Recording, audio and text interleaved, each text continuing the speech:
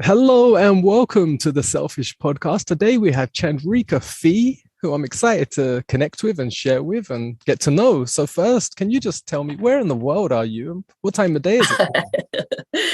Oh gosh, where in the world am I? That's a very interesting question. I see words in picture, and when you say that, in the concept of the world, I'm in a very small space. It's comparison to how far away you and I are. I'm in a small city called Columbus, Georgia. That is Georgia in the States. And I moved here probably maybe over 18 years ago. And so, yeah, I moved here, my life changed, and that's where I am. And Oh, it's so nice. cool to talk to you way in Spain while you sit and look at the mountains and water. Yeah. Yeah, no, and I think we briefly caught before the podcast started. Like, it's just a beautiful time to connect with people. I used to dream of Yes, the idea of a pen pal when I was a child. It was like, oh, maybe you could send a letter to someone and they might, yes, in a month back, send a letter back. Yeah, I never done it, right. but I was excited by the idea. And now I can just, like, I'm talking to you live, so it's incredible. It is. It is 9:35 a.m. in Columbus, Georgia. Okay, it's just nearly 4 p.m. for me. So it's like mid-afternoon. It's a nice Wow. time and not too hot yet. So I'm okay. It gets hot here soon. It's going to get real hot. Yeah, what I like to do with my guests is to get to know them more personally and to just see where their life has been and their experiences. I like to go back to the childhood. So, can you paint me a picture of what life was like, say, pre 10 years old, what you did, how you felt, and what was going on in your world?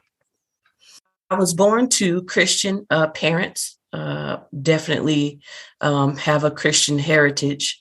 Um, my parents were very much so active in Christian church. And, and so when I was born, I was, born into that, if you will, legacy. And, from the ages of birth till 10 years old, as far as I know and remember, I always did church and school. Maybe played outside some, but for the most part, my life and the life of my sisters, of who I have three, I'm the oldest of four girls. Uh, our lives were church and school. And so I don't remember much about myself as a self, as a person who had any kind of awareness of self. I just remember what I did. I remember doing what I was told to do. And that's pretty much it, school, church, do what you're told. That was my childhood from birth. Well, at least from awareness, some kind of awareness to 10 years old. How do you remember school being? Did you enjoy it? Oh, that's a great question. I have no awareness of enjoying school. I mostly remember being picked on. Hmm.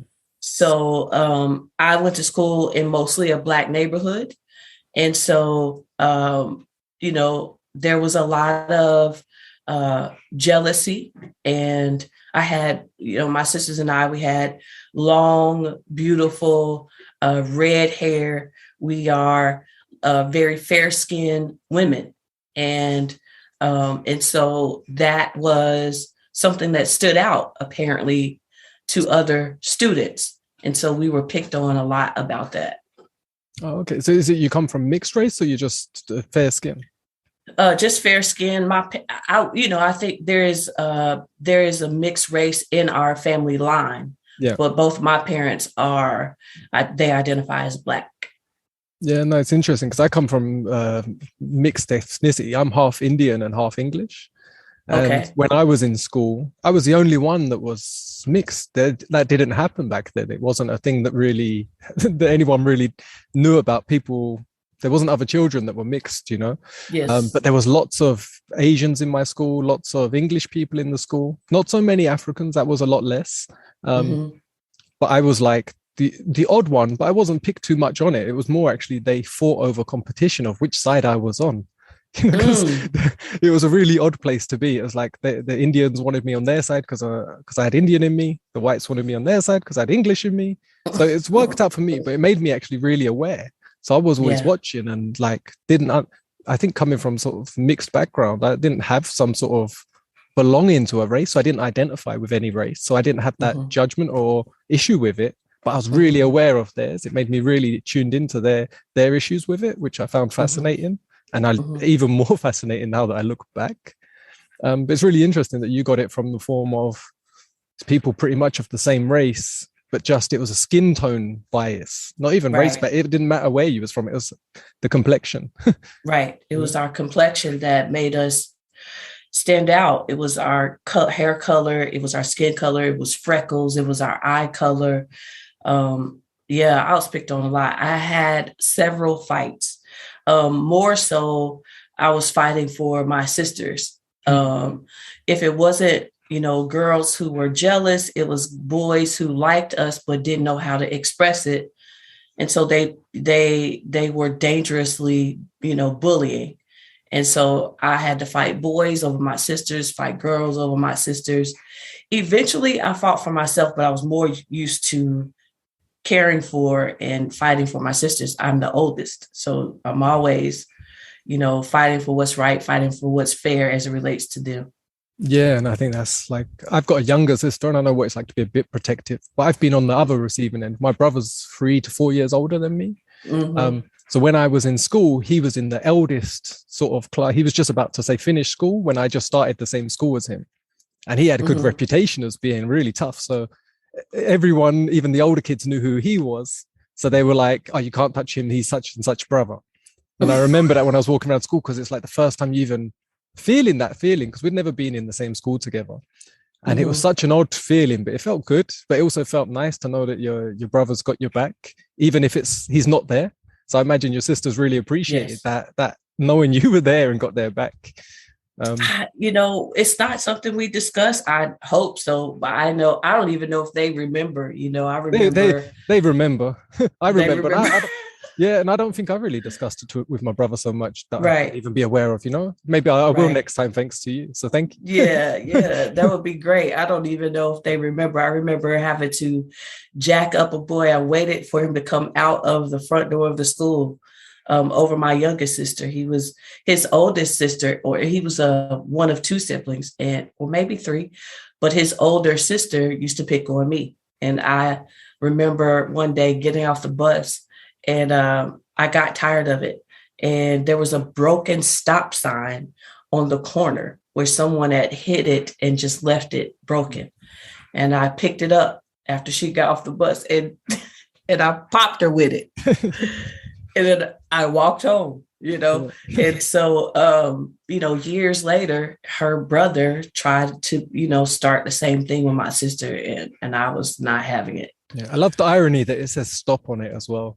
Right. I never thought about that. Stop. She laid on the ground. What was so funny is her parents, they called my parents and we ended up at their home. And my parents said, your daughter has been picking on my child for years and we've never called y'all. We've never sat down with y'all. And my daughter finally, does something about what your child has been doing to her for years. And now you want to talk to us, Yeah. So that was always just an interesting dynamic. Yeah. She stopped after that for sure. Yeah, the sign worked. Mm-hmm, She got the the message. sign worked. Yeah, and like you said, She got the message. Her brother didn't, but no. I'll It's call like him that. later. Yeah, it's that sibling protectiveness. No matter what they done in it, like whoever they are, you got to come in. And same with the That's parents. right. It seems like if your child says like they were the one being picked on, the parents instantly in that protective mode, and Mm-hmm. no matter what you said or done, they're just not going to believe you because you believe your own blood quickly. Right. So what got you through when you was going through them sort of real tough times? What did you find at that time? Any strength in anything? Did anything help? So the thing for me is that I didn't come into any self-awareness until I was in my 30s. And I'm just 47. So that was only about, 15 years ago. Yeah. And so I don't have a lot of memory of self. Yeah. I remember, perhaps wanting to do what people said I couldn't do. I, being a church kid, particularly in the Black church, which is a separate entity of Christianity and church itself. I remember wanting to play the drums and being told that I couldn't because I'm a girl, and the drummer was the pastor's son. Okay. And maybe it was, I remember wanting to do that, but not really knowing that I wanted to do what I couldn't do. Yeah. I just remember wanting to do it.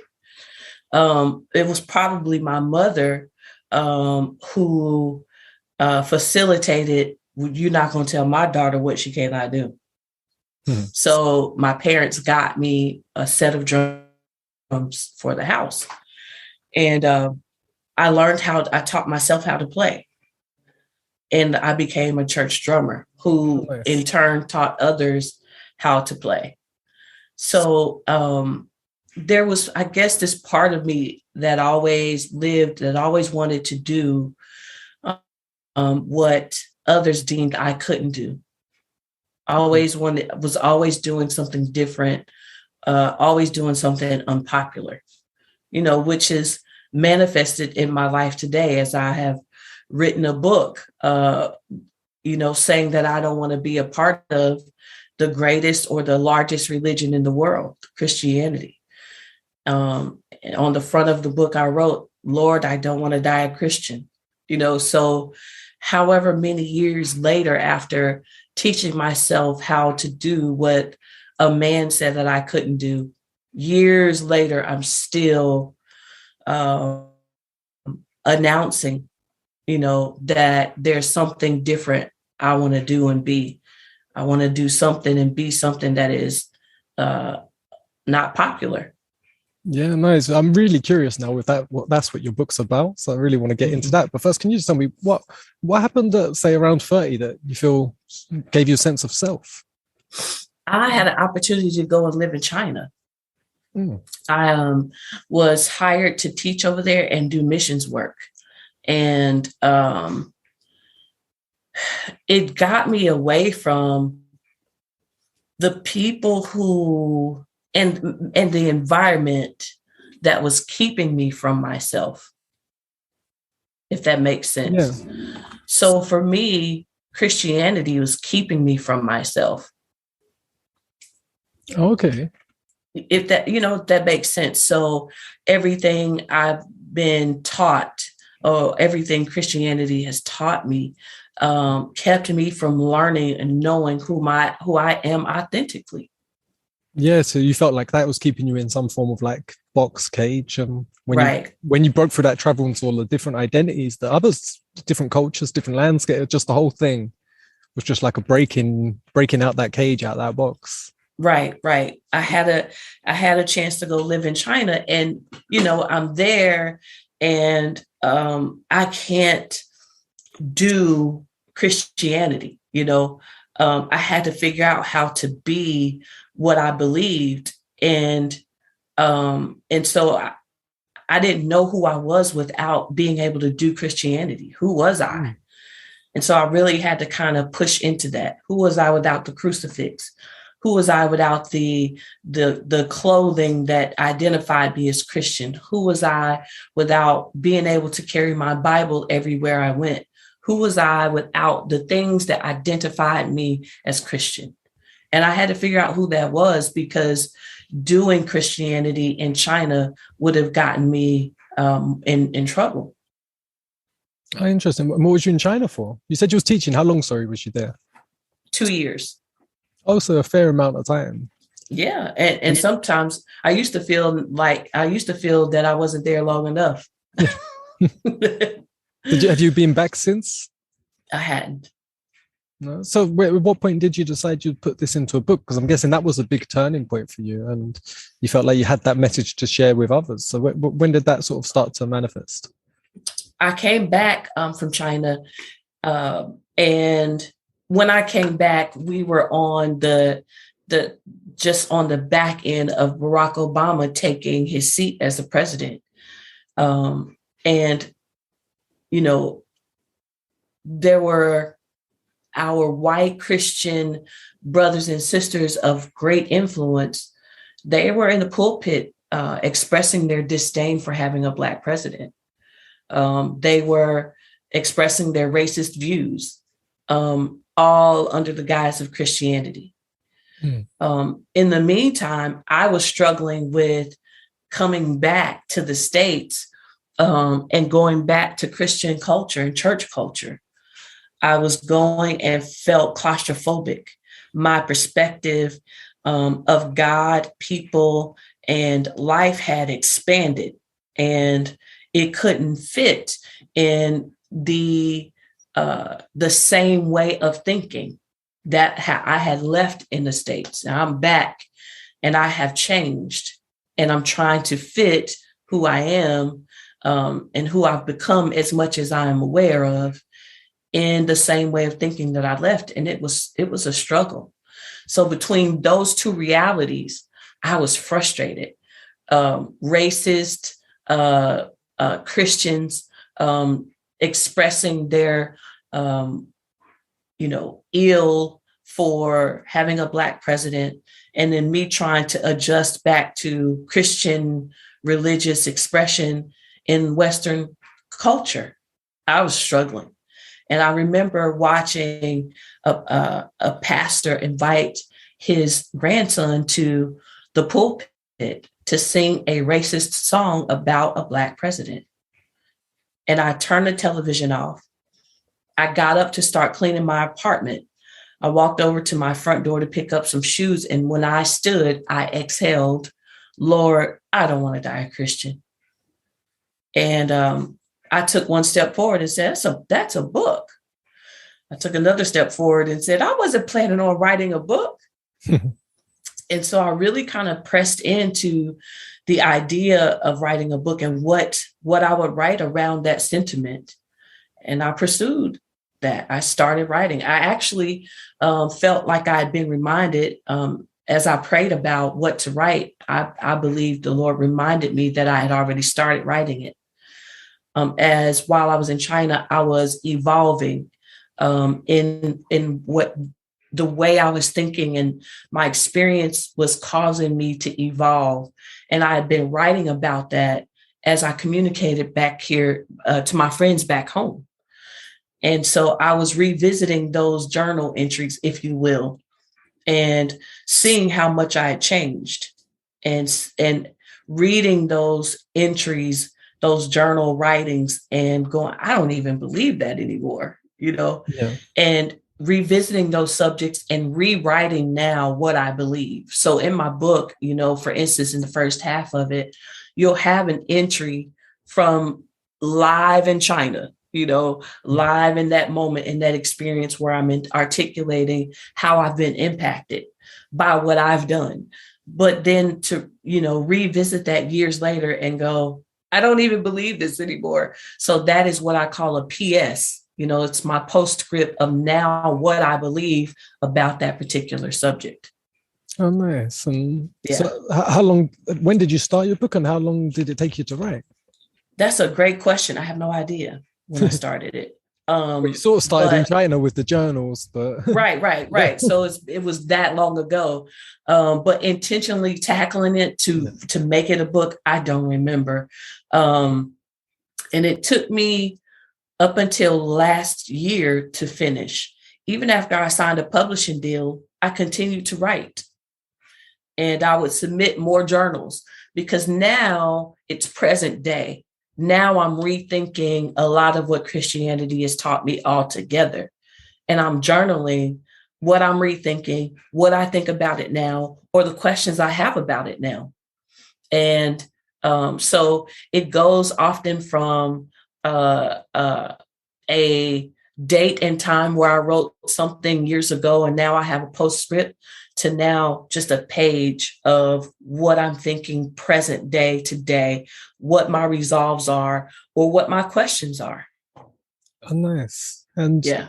yeah, I'm interested to get into the publishing side of it. But first, I want to just like get to where you are now, say, with your faith. Like you say, if you don't identify, I'm guessing from the title, as a Christian, or you're still in that process, or where's faith for you right now in your life?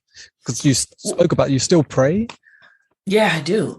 I still pray. I still believe in God. I still believe in the notion or the idea of a God. And I believe in the notion of having a relationship, either with the idea or with or with the reality. I belief is very strong. And so if I have an idea if I believe in the idea, that's going to produce an experience.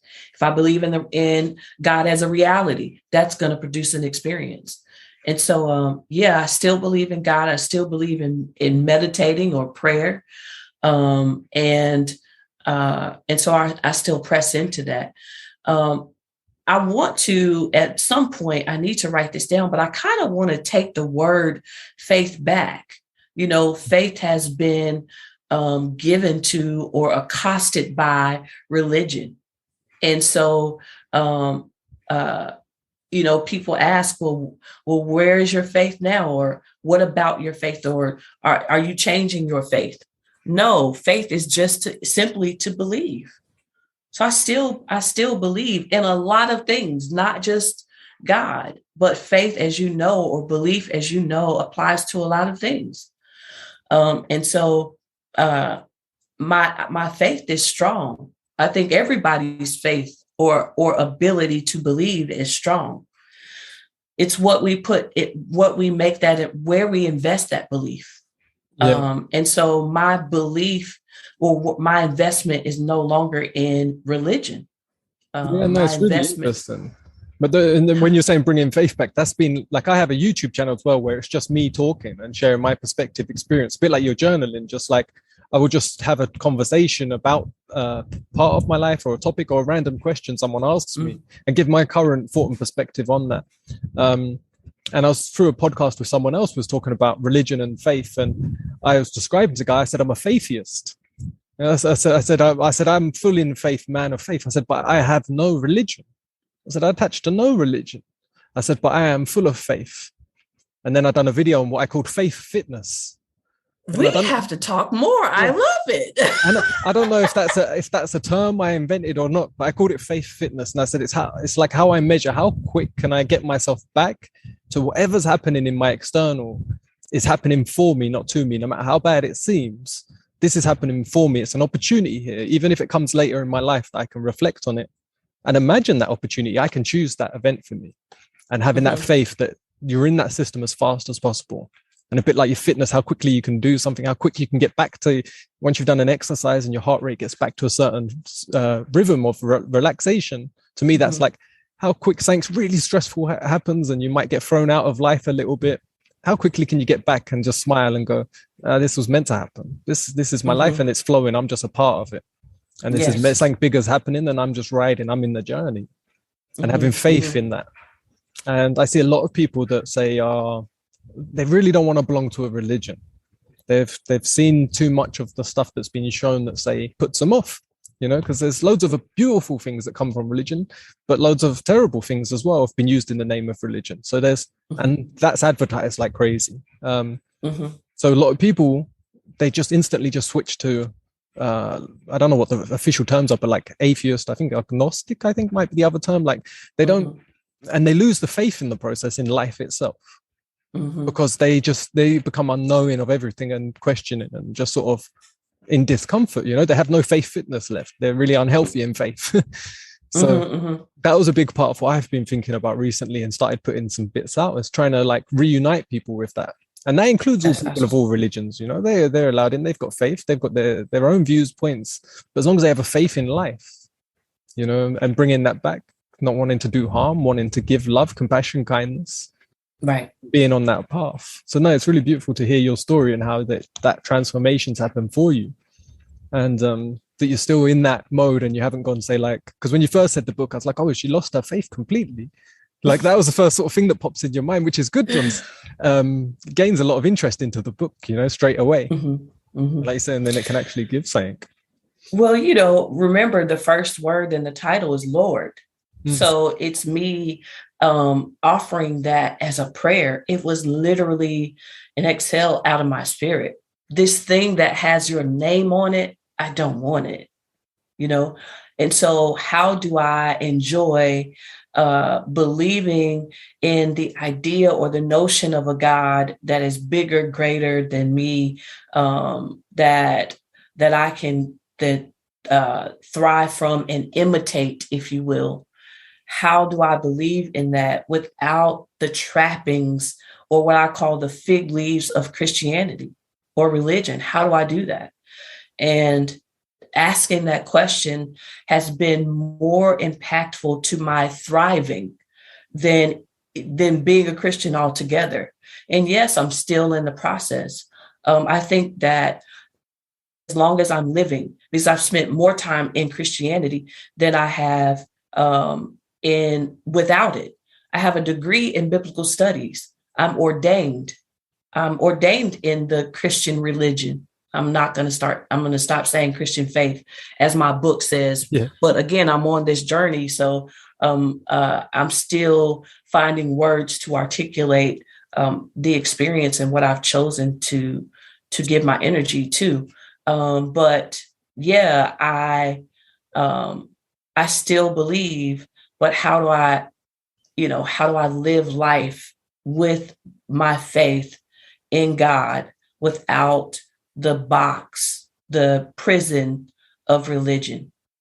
Yeah. And as much as good came out of it, I talk about the good that came out of it. If it were not for Christianity, I wouldn't have my relationship with God. But Christianity's offering of God is limiting.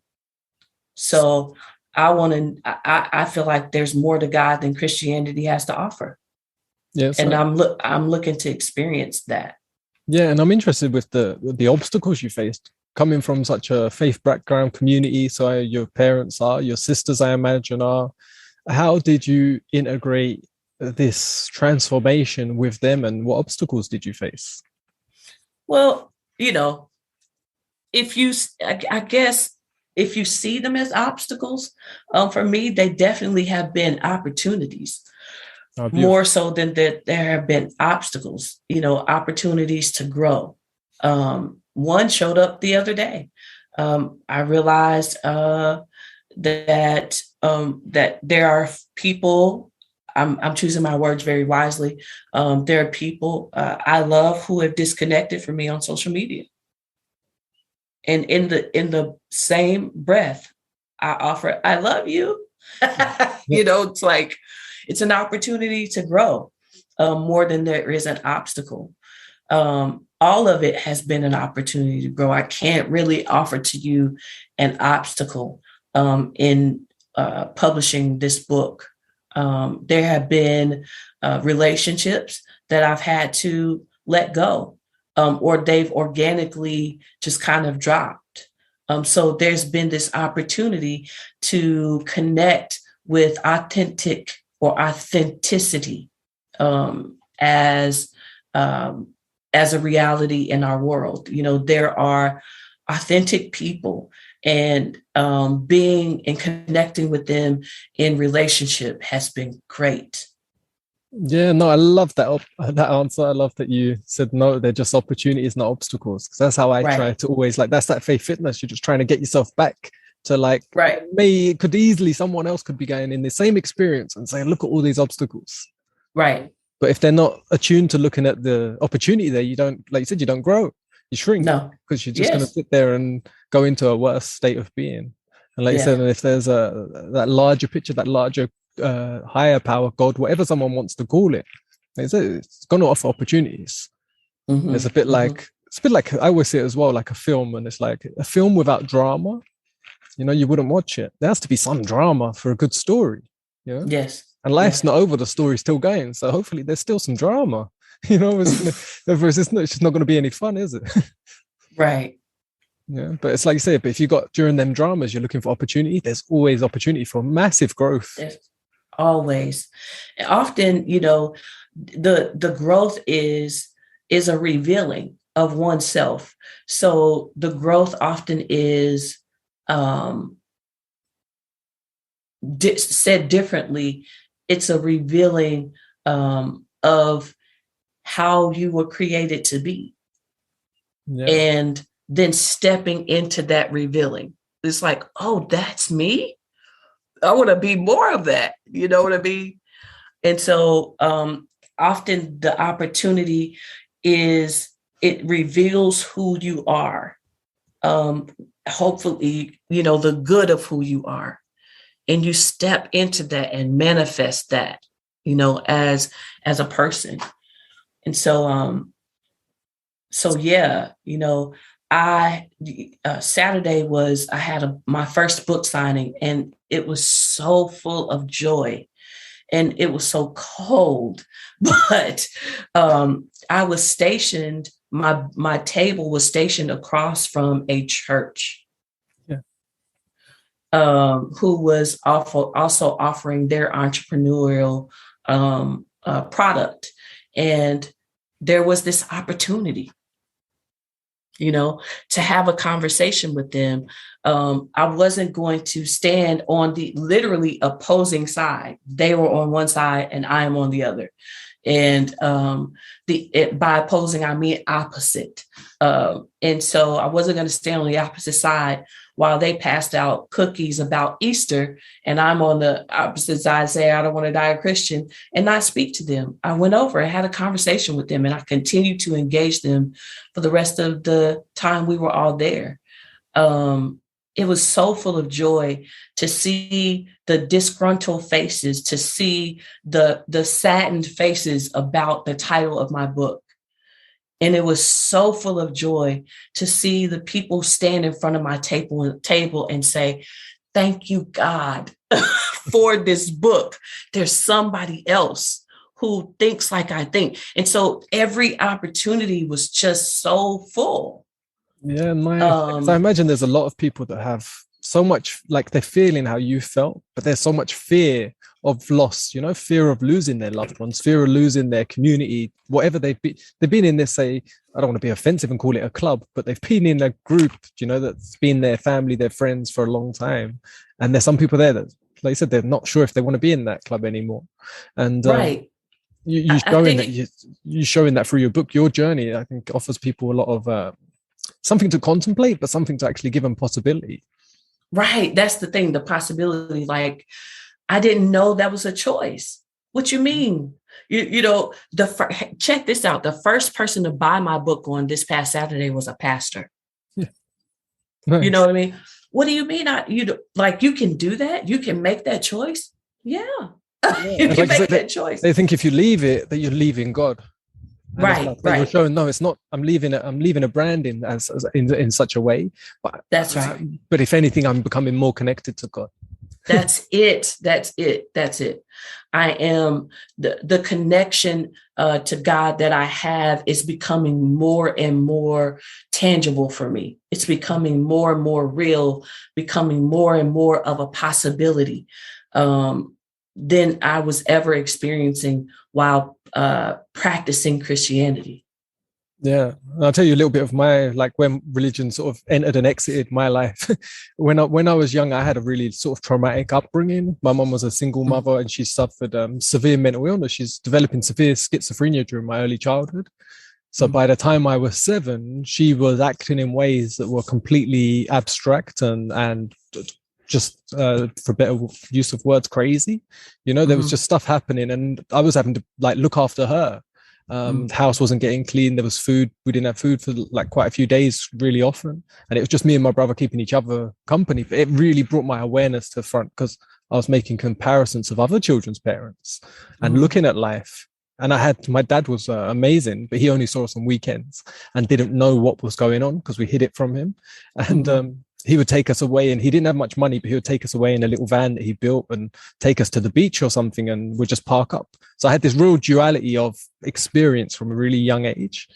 But it also caused me to question life and become suicidal at a really young age, where I was just I couldn't handle the stress and the pain. And I was brought up Christian Catholic, I would say, because my nan was Irish. And when she passed, that just disappeared. No one really kept it up. But I used to pray. I'd be on my hands on my knees. I'd be praying, crying for some sort of savior, some sort of hope, something to change. And when I felt like I didn't get any answers, I questioned it. I was like, well, all these people that are praying in the church and they're praying all the time, like they're saying they're getting answers. Why am I not getting answers? What's wrong with me? And that wasn't working. And then I started to look at them and just be like, oh, wait a minute, I don't think they're getting answers either.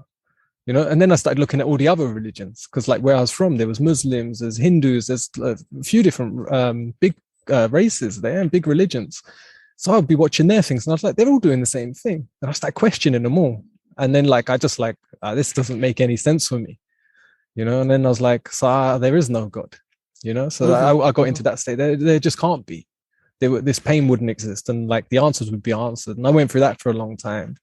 But I always said I'm 99% atheist. I could not give that 1% because I was like, who am I to know? I can't literally say 100%. So I was always 99%, which I think left me open to be able to get a new sight later on.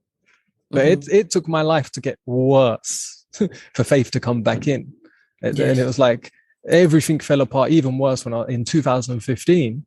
And it was during that process where I was like, I have to fix something within, because externally life is just not working out for me. And it's been 27 years at this point in 2015 and it's never worked out for me. So I was like, I'll find a way. I'm going to go within and find something in there with love and joy and try something different. And then like a couple of years later, that process was changing me, how I felt. Chaos could happen externally and I wouldn't be affected in the same way. And my depression lifted, all my pains were lifted and I wasn't shaken by the world. And then it was like, then that faith of life itself, like something's happening for me here. This is all happening. And as I went more and more for that process, it was like, do you know what? Life's here so I can be of service. I'm here to serve. Living is giving. And going for that. And I was like, I've got to give. That's all it's about. And what can I give other than my experiences? It's like, that's all my values there. And I was like, oh my God, my mum's my greatest gift I've ever had. She gave me unbelievable experiences. Because when I tell people about it, they've never experienced anything like it. I don't know. Maybe that's quite unique, Speak to someone about the suicide and they've had an episode. And I was like, I've had few of them episodes through my life. My mom's tried to commit suicide over 11 times. It's like, I can really talk to you about this. I've had some experience. Right. And then suddenly I see I can make a difference.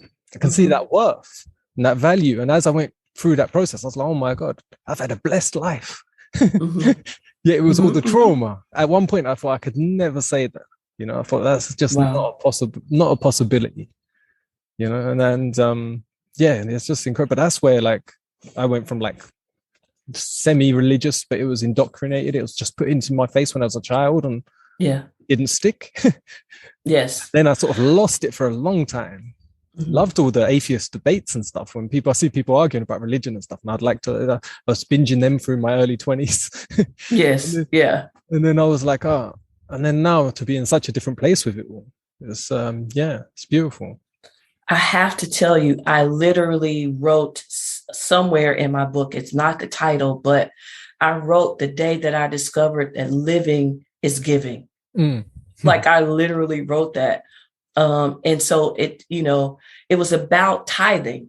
I think, the mandate to give 10% to the church and the 10% belongs to God and those kinds of things. And I thought, I really realized while in China that living is giving. And it was more about, I needed to manage where I get the place from which I give, because there are people on the receiving end of my giving if I am living. Yeah. So as long as I'm living and interacting with people, there are people on the receiving end. So I need to manage the place from which I give. Oh, beautiful. That being full of love, if I want people to experience that and interact as they interact with me. Yeah, no, beautiful. And again, I can relate to that. Like for me, I went through a big process of like self-love practices and trying to actually realize that I didn't know I didn't love myself. Through all this process, I've started to become this inner dictator to myself, to fix the problems of the world, fix the problems in my life, but sort of forgetting like that inside there's something that needs to be loved there. Now, not later, not when you fix everything, pat yourself on your back. It's like, no, you need it now. I went through all this process. And it was that realization that love's the attitude. For me, in my perspective, love's an attitude that you carry. Yeah, so you can give that attitude, or but the acts care. So like someone said to me, I do self-love, and they just explained all their self-care work. And to me, I was like, well, anyone can do that. You know, that's the act. You can have an animal, a dog, say, and someone could be feeding it and giving it shelter, but they have a horrible tone when they speak to it. They give it a bad attitude. They're caring for it. They're giving food and shelter. But where's the love? So to me, the love's the presence, the attitude. What state are you? How's your body language? How's your smile? You know, how do you feel when you're actually giving? Like you said, I love that you're sharing that in that way as well, because I can really relate to that. And I love the way you're sharing with me, because you are helping me in other areas. I'm just applying that very thing right now of, you know, that the behavior of caring for someone, but the attitude doesn't line up with, and so you can be cared for, you can be raised, if you will, but if the attitude of love is not there, it doesn't matter. Yeah, exactly. And I've, like, through my mom's illness, I've been to at least, I don't even know the numbers, like 20, 30, 40 hospitals for the mentally ill, you know, where there's patients in there. And to be honest, most of the time, my mom was the worst one in there. And she'd be put in a special ward with the really special ones where, like, they're on suicide watch. Some of them are locked down and padded up. And you see people with behavior that you just never see on the streets. And when I was in there, I'd watch the doctors and the nurses. And I noticed from a very young age, there was like no love. Yeah, a lot of people might disagree, but there was loads of care. They cared what they did, but for the most part, they were angry, they were bitter, they were frustrated. Like, they're seeing suffering all day long. And they're probably, I don't know, it's probably different if it's private hospitals, but this is government hospitals, so their pay is probably not that great. Yeah, it seems only the doctor gets good pay, and he doesn't actually turn up that much. You know, it was always be the nurses that I see. And there's the odd one, you see them go through ups and downs where they're so caring, they're trying to do their best, but they've just lost that love. They've lost the passion, you know, and it's just get the job done. You know, and I found that was like how I become to myself. I thought I was loving myself by sort of taking care, but I'm just telling myself, get the job done, you know, like a dictator on my back, whipping me, get it done, get it done right, do it harder, do it faster. Come on, you can do better than this, bang, bang. And it was like pushing yourself like that constantly and setting them expectations that one day, don't worry, one day this will be different.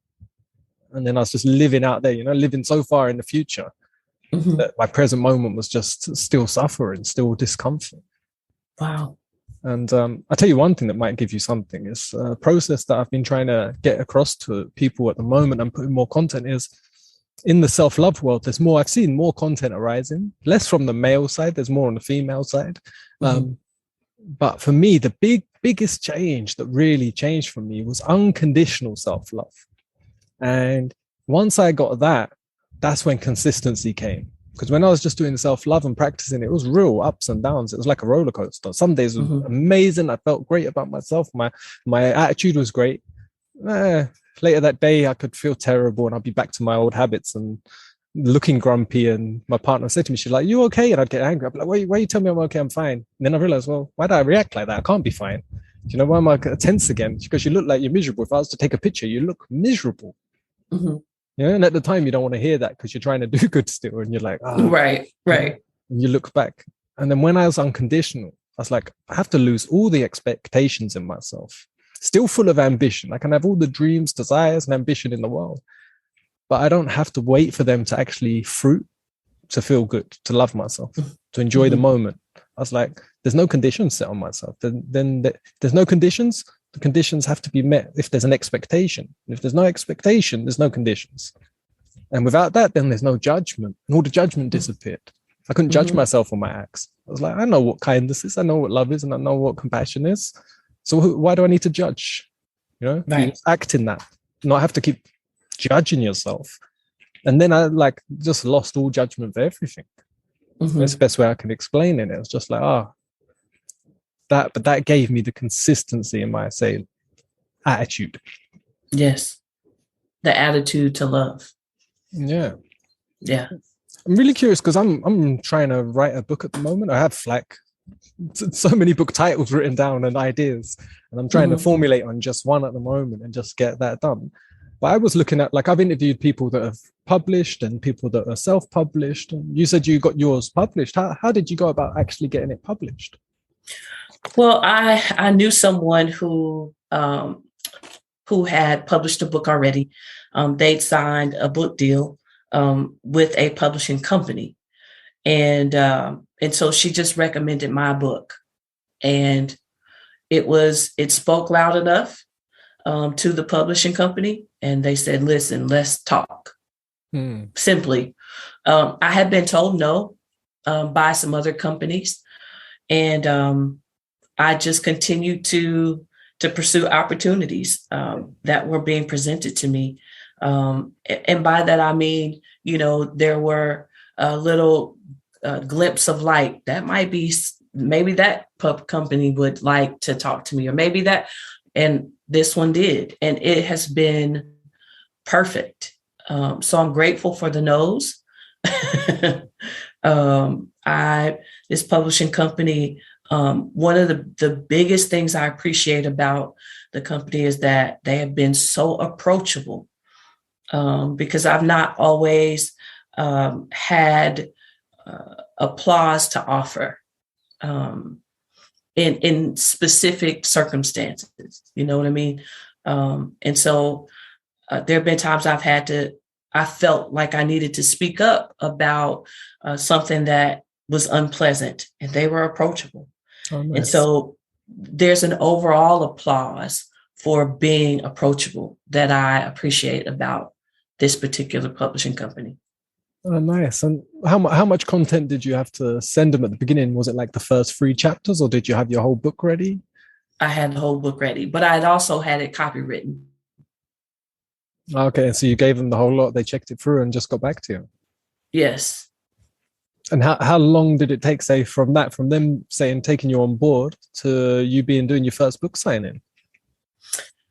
I think I got a contract this is 2022, 21, 2020 in December. I received a contract. I didn't sign it until March the next year. What was it? What was the delay on the signing it? Really taking my time to go through it. I have a mentor, and one of my friends, her husband is an attorney. And so it really was taking our time to go through every paragraph. My mentor went through it with me, and we wrote down the questions we have about certain parts of the contract. And then we delivered those questions in the contract to my friend, who was an attorney, and he went through it with me. And it was just a back and forth until we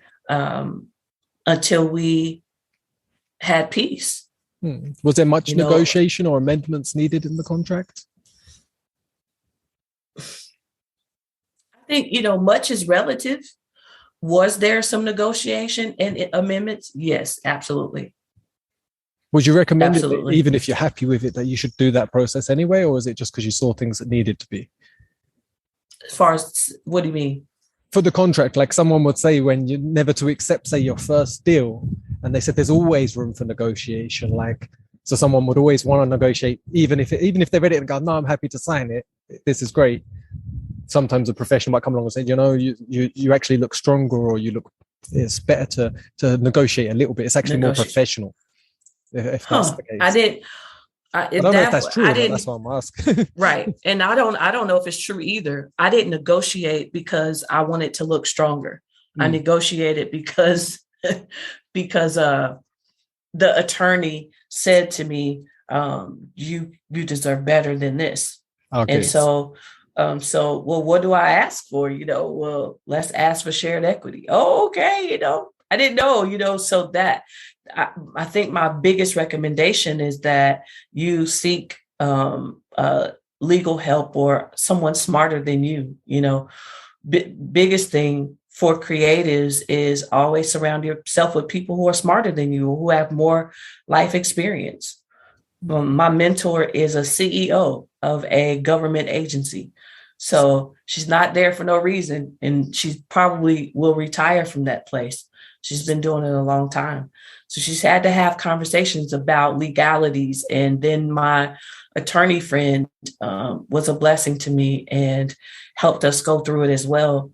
And I actually got a better agreement than what the attorney told me to ask for. Oh, nice. So yeah, but I think most important to me is the relationship I have with the publisher. I really have pushed for a relationship. Matter of fact, there was a post made this past Saturday. I was called a friend by the publisher, the president, and I really have worked towards that. I'm not sure about anybody else, but relationship matters more to me.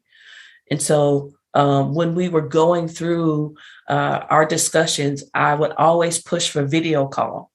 I wanted to create that friendship, that relationship, that sense of respect and camaraderie. It's a partnership, so let's really be partners. And so to see that, that we've gotten to that place, that we can call each other friends, that matters to me a lot. Oh yeah, nice. No, I like it. And the last 2 years have obviously been affected everyone in some way. How has that helped? Did that actually help you with your book? It did. Thank you for asking. It just gave me more time to finish, gave me more time to write, more time to think, just a lot more time to devote to actually getting the book done. But as we have all gone back to work, now I feel like I'm working 2 jobs. So and no complaints. I'm very grateful. If this, I'm telling you, the book is just a small part of this process. The people I have met, this is a dream come true, to meet people of all different kinds and different beliefs. I hugged a guy Saturday. I hugged him 3 times. He had on a kilt, a whole full body Scottish outfit. And just because he was uniquely different, just like I was standing there uniquely announcing something apart from a majority, we connected so fast, so quickly, and so I'm just learning, I'm figuring out that this book has only unlocked the door for me to do what I've dreamed of doing, connect with people across the world with all kinds of different beliefs and ideas, and show and respect people where or how they have announced themselves in the world, despite the difference, if that makes sense. Yeah. I was in Christianity. I was raised to offer salvation.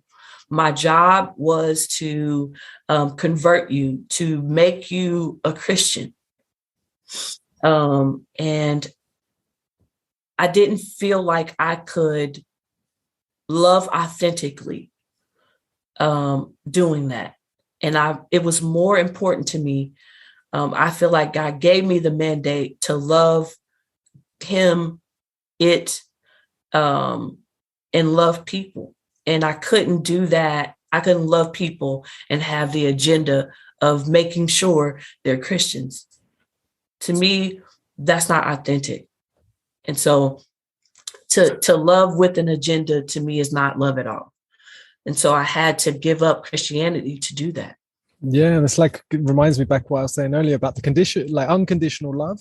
Right. But if you've got conditioned love, who really wants that? That's an abusive relationship. Right. It's like, you act like this, you behave like this, you do this. Yeah, you can have some love. Right. Whatever form that is. But no, it's so interesting. Where can people find this book? Where's the best place for people to go to reach out to you online? And if they just wanted to grab a copy of the book? So, Lord, I Don't Want to Die a Christian, my journal and journey to freedom, can be found at Amazon.com, Barnes and Noble, Books A Million. If you want to support Black businesses, what's it called? Book Mecca. and a plethora of other places that I'm not familiar with. Go online, Google it. I have a website, Chandrika D, as in dog, Phea, or I should say Chandrika D as in Diane. How about I just use my middle name? D as in Diane, Phea, .com. And if you click on the image of the book, it'll take you to Amazon to buy, where you can purchase the book. I am on Instagram as Chandrika D. Phea. I am on LinkedIn, Facebook as the same. If you want to reach out to me, but let me know how you heard about me. I have a lot of people in my inbox. I have no idea who they are. And so I'm very reluctant to respond. So reach out, tell me how you heard about me, and I'll make sure to respond. Oh, nice. And I'll make sure I put it all in the description so people could just click and go straight through.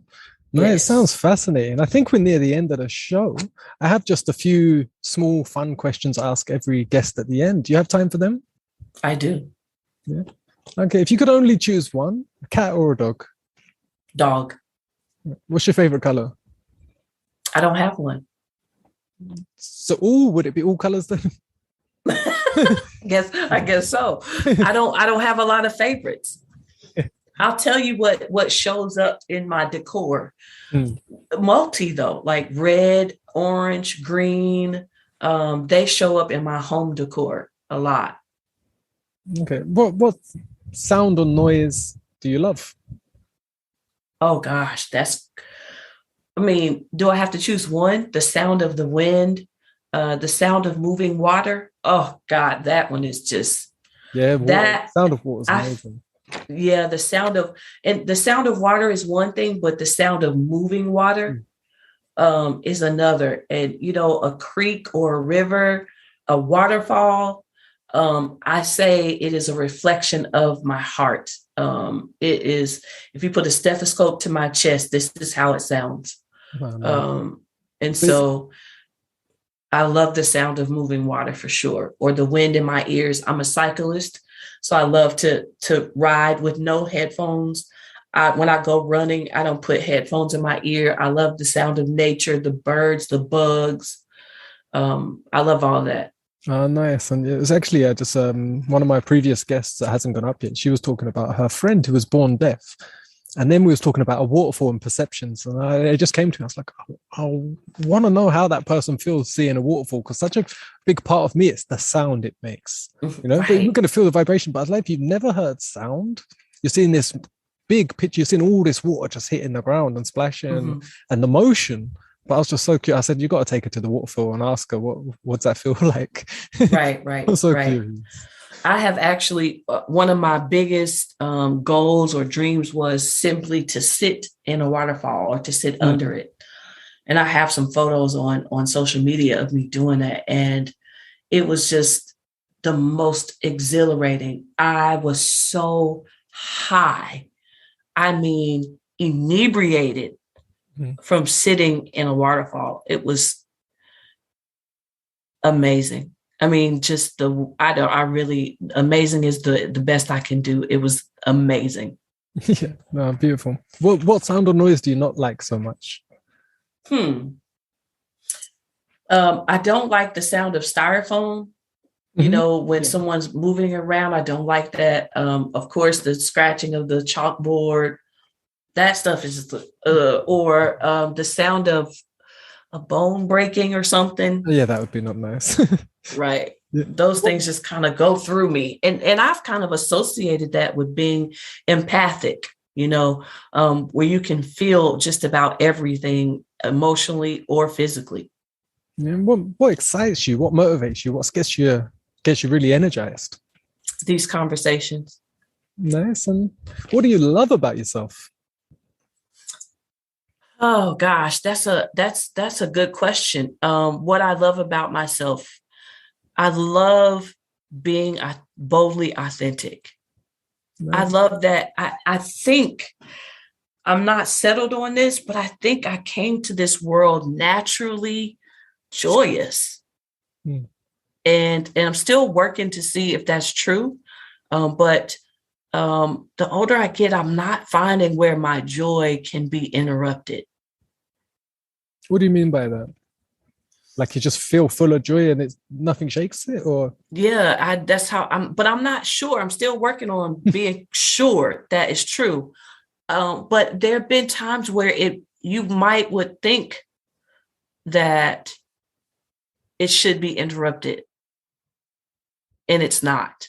It's interesting because my life's been like the opposite. I feel everyone innately is born full of unconditional love and joy, and it takes events in life to sort of either corrupt it or break it. But it was there from the very, very beginning. And that's how I feel too. And then for me, it felt like, yeah, that was corrupted and broken, and I had to sort of regain that, get in touch with that, refeel it, and actually get to know it. And what I'd say is understand it instead of understand it. And when I went through that process, it was like, okay, I can feel joy. And then I went through a process, like some crazy stuff was happening in my life. My love, Danielle, she's nearly dead, and I was told she was going to die. And there was moments where I still was able to get myself back to joy. And then I started questioning, am I allowed to be joyful right now? You know, but then I'm telling myself, no, but I'm doing everything possible for this person and for myself. And this is like, it's like I'm going through that faith period at this time as well. Of like, is life happening for me or to me? Because it looks like it's not very good. So it's like, this is happening for me. And I've had to keep telling myself, you don't know how it's happening for you. You're not all that yet. You know, you just got to be open, look for the opportunity. And maybe it will come in a year, maybe it'll be 10 years, maybe it will be 20 years. But that opportunity, you can always use your memory, imagination, and go back and find it. And noticing that, but I did notice, like when I was getting that more consistent joy, that I was questioning it, like because it was like it's almost taboo. And then when I say to people, I was like, I'm not happy all the time. Happiness is meant to be an emotion that's up and down. You know, that's not consistent. You know, it wouldn't be any fun if you was overly happy all the time. But joy seems to be consistent. Joy is like that attitude. It's like I describe it as like magnetism. It's radiant. It's consistent. Magnet never loses its radiance. And happiness is like electric. It's like a wave. You know, it has ups and downs. So if you're on the pursuit of only happiness, you're always going to have ups and downs, and you're always going to have disappointments because you can't maintain it. But joyfulness is different. And I do think joyfulness is something that can be consistent. You know, so I think it is. If you're questioning it, I think it's something that's like, you don't need to question it, man. Just be joyful. I mean, I'm just like, you know, when it's supposed to be shaken, it's not. I don't know. I just, you know, it's that perception of opportunity. That perception of holding that opportunity, like you said, I think that's like one of the biggest keys. If you can hold that and see that, and like you answered when I said obstacle, you're like, no, there's no obstacles. Yours instant. It's opportunity. Yeah. But that's a joyful attitude. Yeah. Okay. And someone go, you ain't suffered enough. And it's like, no. Right. You haven't gone through enough. It's like another thing I heard recently in this sort of relevant. Someone said like money doesn't buy happiness. And I was like, and then I heard someone go, yeah, that's because you haven't given away enough of it. You know, it's like, sometimes the most joyful people have suffered the most or have suffered. You know, it's not someone who's in suffering or in pain or in a bad mood. You know, they just want to bring other people to that place. They just don't want to be lonely. They see you enjoy, and it's like they want it. You know, it's contagious. They want that joy, and they're like, well, if I can't, they can't give joy because they're not in that place. But what I can give you is try and bring you to my place. Come here to pain. You know, and it's like, since I can't come to your joy, come here to pain. Yeah, and I think that's it. So you don't hold their issues; you just let them have it. If that's what they want, I'll give you joy. I got no conditions on you. If you want to hold your pain, hold it. If you want to hold your suffering, hold it. It's not my place. Oh, this is so good. I mean, I'm just reflecting on the conversation that I had Saturday, and it was like, hey, I don't care if that's what brings you peace, you know, to separate yourself from me on social media. Do it. Yeah. You know, and I love you. You know what I mean? Like my joy couldn't be shaken that day. I was so aware of my fullness. You know, my awareness of how full I am was just, it was out the roof, and you couldn't bring me down from that. Beautiful. That's perfect. That's great. Yeah. What do you love to see in other people? Authenticity. Nice. And last question, what do you love about animals? This could be animals in the wild, pets, whatever you want to perceive animals as. themselves. I was talking to someone the other day about how unnatural it would be for mother bird to take back in a bird she kicked out of the nest. The bird has lived 30 years and wants to come home, and how unnatural that is. I think, animals have a way of teaching us, how the world can be. But sometimes also in a violent way as well. It's very difficult. I'm still trying to figure out why an alligator would eat an alligator. But at the same time, I've watched dogs take care of bunnies. Yeah. You know what I mean? Like, so the nature and animals and things like that just can teach us often how the world can be. Yeah, no, beautiful. Well, is there any last things that you wanted to share or we haven't covered before we close? I'm great. I'm glad that I was able to be here, and I told you, thank you so much for coming back around. You just never know. This was wonderful. Well, thank you. And I truly do appreciate your authenticity and openness and sharing. And I wish you all the best with your future endeavors. And yeah, it's been great to chat to you. I've really enjoyed it. And I was actually looking in the future to do short little, because I was saying, I don't know how well this will come across as a video, but it will be audio podcast. But in the future, I was thinking I might just do like 10-minute video. Not podcast so much, but pick a topic and just have a conversation for 10 minutes with people on that. So I'd love to have you back in the future, just talking about faith without religion. I love the idea. And I might have to steal that faithism from you. Faithism. Yeah. Like, wow, you do need to coin that. But I'm going to say my friend Daniel would say, Luke, faithism. Yeah. But yeah, no, faithism and faith fitness, that's because like you said, them words, I was using that word with someone else the other day, and they're not of any religion. They do believe that the world's happening for them, but they just could not get to a point with me where they would use that word. That word was so taboo to them. Yeah. That's it. And they're like, you need to give me a new word. They said, I just can't stand that word. And they just wouldn't. That's just like, wow. That's like, no, we just need to take the word back. Right. Let's take it back. Let's take it back. I'm going to get it back. So yeah, I love it. This is so good. Great way to start the morning. It's been a lovely afternoon for me. So have a beautiful rest of your day, and yes, I'll follow up with you in the future. Yes, sir. Thank you so much. Great to chat to you. Thank you. Bye-bye. See you later. Thank you so much for being here and listening to the Selfish Podcast. I'm your host, Luke Greenheart, and I appreciate you being here. Don't forget to check out my YouTube channel. Just search Luke Greenheart on YouTube. You'll find me. Check out my website, lukegreenheart.com. Have an amazing day, and stay tuned for more episodes. I'll be interviewing guests on their path of self-development, their path to self, getting to know them in much more intimacy, much more depth, sharing and connecting with all, so we can have a much more blissful, joyful, and productive life together. All right, much love. Have a great day.